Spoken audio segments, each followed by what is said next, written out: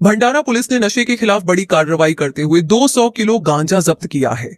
इस कार्रवाई में 2 आरोपियों को गिरफ्तार किया गया है। पुलिस ने गांजे से भरे ट्रक को भी अपने कब्जे में ले लिया है।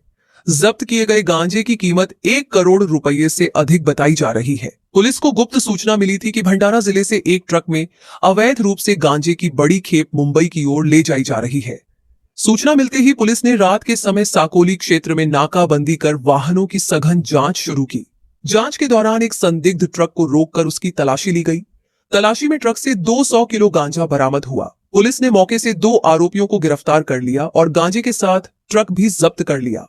पुलिस के अनुसार जब्त किए गए गांजे की अनुमानित कीमत 1 करोड़ रुपए से अधिक है। आरोपियों के खिलाफ एनडीपीएस एक्ट के तहत मामला दर्ज कर आगे की जांच शुरू कर दी गई है। पुलिस यह भी पता लगा रही है कि ये खेप कहां से लाई गई थी और इसे मुंबई में किसे पहुंचाया जाना था। काल 27/7/2026 रोजी भंडारा जिल्ह्याचे साकोली पोलीस स्टेशन अंतर्गत एक गांजेवर मोठी कारवाई भंडारा पोलिसनी केलेली आहे।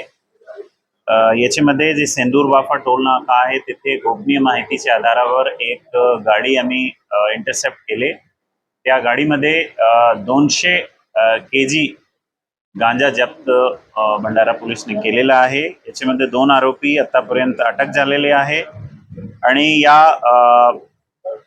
यामध्ये जे मुद्देमाल आहे गांजेची किंमत सुमारास 1 कोटीची आहे आणि टोटल मुद्देमाल मिळून 1,34,80,000 रुपयाचा मुद्देमाल भंडारा पोलिसनी जप्त केलेला आहे। त्याचा फॉरवर्ड आणि बॅकवर्ड लिंकेज आता चालू आहे। हा गांजा प्राइमा फेसी आता असं समोर आलेला आहे की उडीसावरून हा निघाला होता ट्रक, मुंबईसाठी ट्रक जात होता। वेगवेगळ्या ठिकाणी बरेचशा ठिकाणी हा यांचा असा मोडस होता की बरेचशा ठिकाणी हा गांजा द्यायचे होता। कुठे कुठे द्यायचे होता ते आता आम्ही निष्पन्न करणार आहे।